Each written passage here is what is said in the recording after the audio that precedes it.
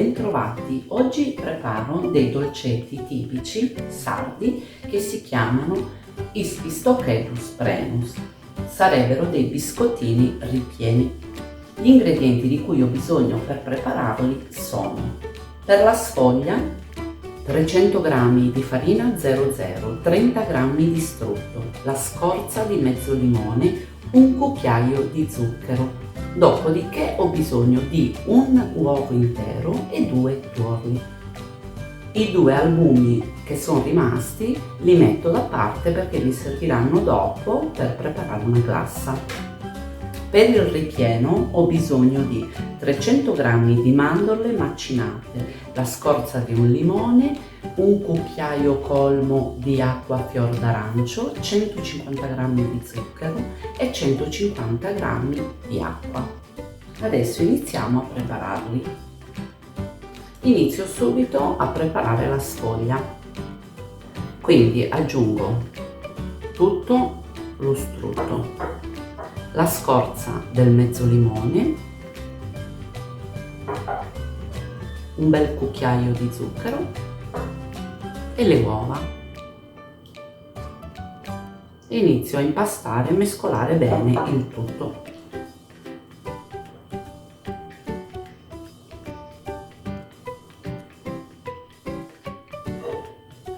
Se l'impasto dovesse presentarsi un po' troppo duro perché la farina è troppo asciutta o le uova erano troppo piccole, si può aggiungere qualche cucchiaio d'acqua. Ho portato l'impasto sul tavolo e lavoro bene.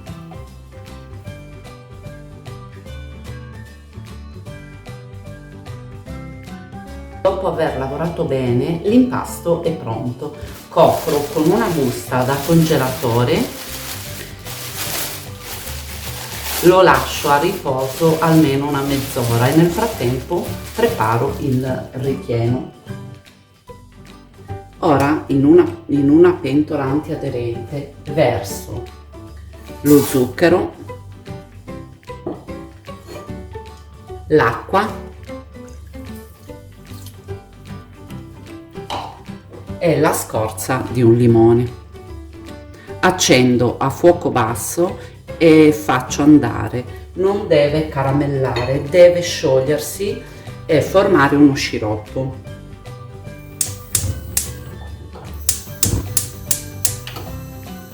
Facciamo andare pianino. Perché lo sciroppo sia pronto deve andare almeno 5 minuti, sempre a fuoco basso. Trascorsi i 5 minuti verso tutte le mandorle nello sciroppo. Aggiungo anche il cucchiaio di acqua fior d'arancio e mescolo bene. Il composto che otterrò deve essere lavorabile con le mani. Faccio assorbire il liquido dalle mandorle. Il ripieno di mandorle si è asciugato e ora è pronto. Spengo il fornello e faccio raffreddare. Quando ormai il ripieno di mandorle si è intiepidito, aggiungo anche un mezzo bicchierino di liquore. Il liquore va un po' a scelta. Impasto bene con le mani.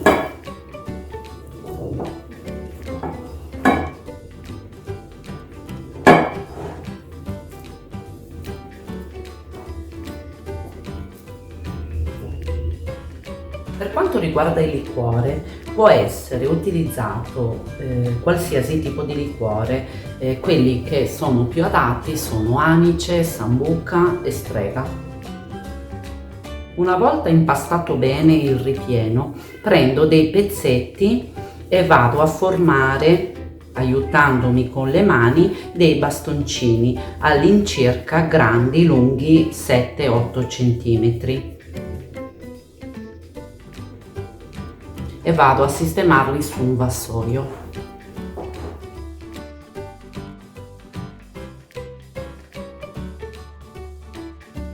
Se il ripieno dovesse raffreddarsi, dopo viene difficile preparare i bastoncini perché l'impasto viene farinoso, granuloso, quindi o si porta un paio di secondi in microonde o un attimo sul fuoco per far sciogliere leggermente lo zucchero e rendere di nuovo possibile la lavorazione manuale di questi bastoncini. Dopo aver preparato tutti i bastoncini di ripieno, vado a preparare la sfoglia. Ho preparato un po' di farina che mi servirà per stendere la sfoglia e una ciotolina con dell'acqua che mi servirà quando dovrò chiudere i pistocheddus in modo che poi non venga fuori il ripieno.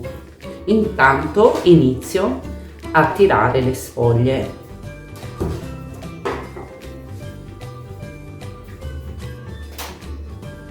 Metto un po' di farina sul tavolo da lavoro e anche un po' sull'impasto e inizio a tirare con un mattarello. Devo preparare delle sfoglie non troppo sottili perché altrimenti in cottura possono rompersi e fuoriuscire il ripieno. Siamo a circa 2-3 mm.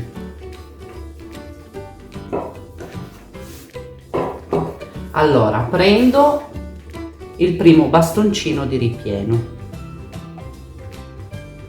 Se poi si rompe non cambia nulla, non succede nulla, anche perché poi va cotto e si ammorbidisce ulteriormente. Vado a bagnare i bordi prima di chiudere.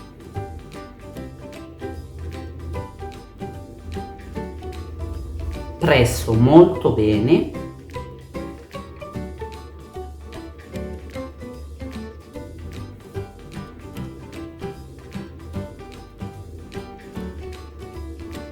e vado anche a tagliare gli eccessi, non delle lunghezze, lasciamone un po' nelle lunghezze perché mi servirà poi per dare la forma al dolce.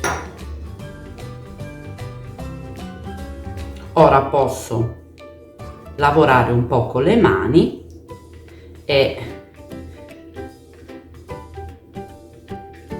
anche chiuderlo in questo modo.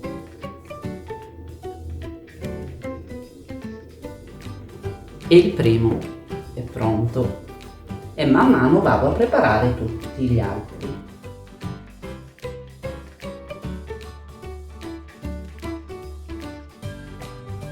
Possiamo prepararli in varie forme, a forma di S, a forma di ferro di cavallo, semplicemente tondi o un po' allungati. Adesso ne preparo un altro a forma di ferro di cavallo, sempre facendo attenzione con le mani per non rompere la sfoglia.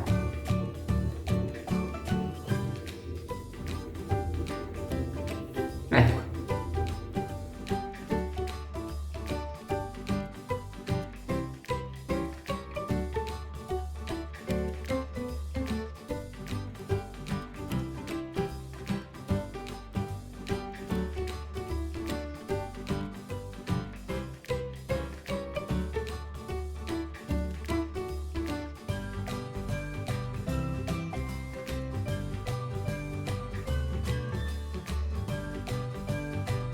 I primi pistocheddus li metto in forno 170 gradi preriscaldato per circa mezz'oretta o finché sono belli dorati. E mi raccomando il forno statico. Ed ecco, i biscottini sono pronti. Mi raccomando, quando si preparano e si chiudono vanno sigillati benissimo perché in cottura può fuoriuscire il ripieno. Infatti questo non era chiuso benissimo e in cottura è fuoriuscito un po' di ripieno, eccolo qua. Quindi mi raccomando, va chiuso veramente bene. Per sigillare adoperiamo l'acqua e chiudiamoli proprio perfettamente per evitare che succeda questo. Preparo la caratteristica glassa per ricoprire i dolcetti con 200 g di zucchero a velo, le 2 chiare d'uovo che ho messo da parte prima e un cucchiaio di acqua fior d'arancio.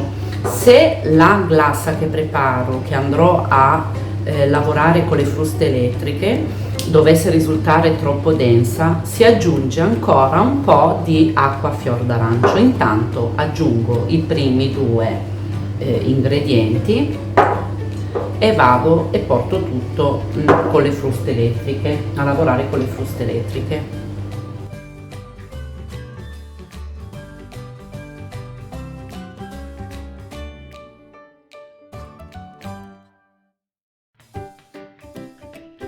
Dopo aver lavorato molto bene la glassa è pronta. Adesso vado a glassare i dolcetti e li vado a mettere su una teglia da forno con sulla gratella in modo che colino bene. Dovranno asciugarsi all'aria.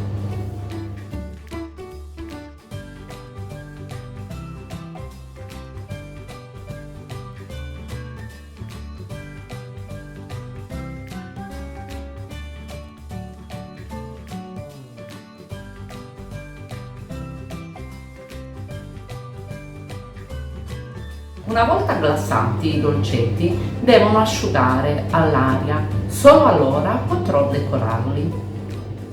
La glassa sui miei biscottini si è asciugata completamente, ora posso passare alla decorazione. Ho preso un pezzo di pasta di zucchero, inizio a suddividere perché vado a colorare e a creare dei fiorellini e delle foglie. Dopo aver colorato la pasta di zucchero, prendo una busta da congelatore, i pezzetti li vado a mettere dentro e man mano che mi servono li tiro fuori perché altrimenti all'aria si asciugherebbero troppo facilmente. Inizio a preparare qualche fiorellino. Prendo dei piccoli pezzetti che vado a schiacciare per formare dei petali e dei fiorellini che andrò ad arrotolare proprio per dargli una forma di fiorellino, mentre l'eccesso lo vado a tagliare. E questo è già un boccioletto di fiorellino. Preparo anche una fogliolina con il verde.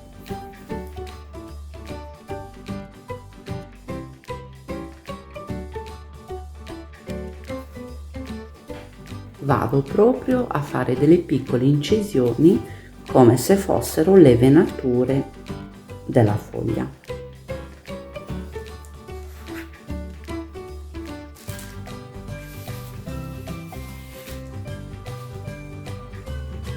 Ora riprendo la fogliolina e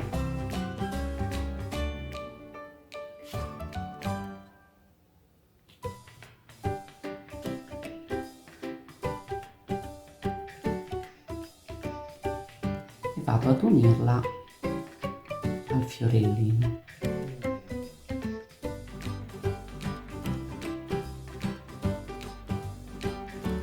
Prendo anche il primo dolcetto e inizio a decorare. Taglio l'eccesso di pasta e inizio ad attaccare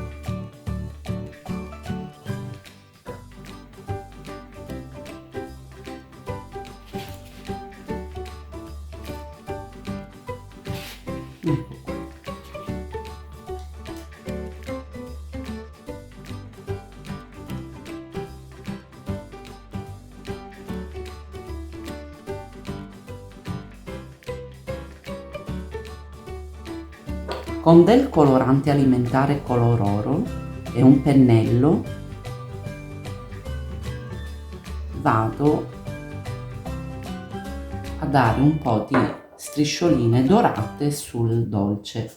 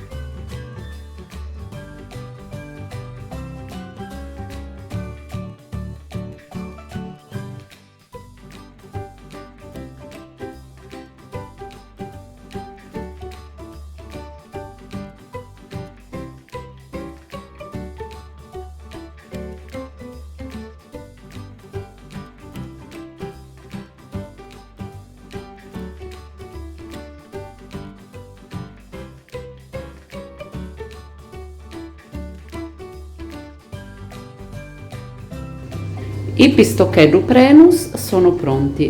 Per le decorazioni con fiorellini, foglioline e tutto ciò che si voglia, bisogna scatenare la propria fantasia. Se questa ricetta vi è piaciuta, mettete un pollice in su e mi raccomando, iscrivetevi al mio canale. Sotto in descrizione, come sempre, troverete tutti gli ingredienti.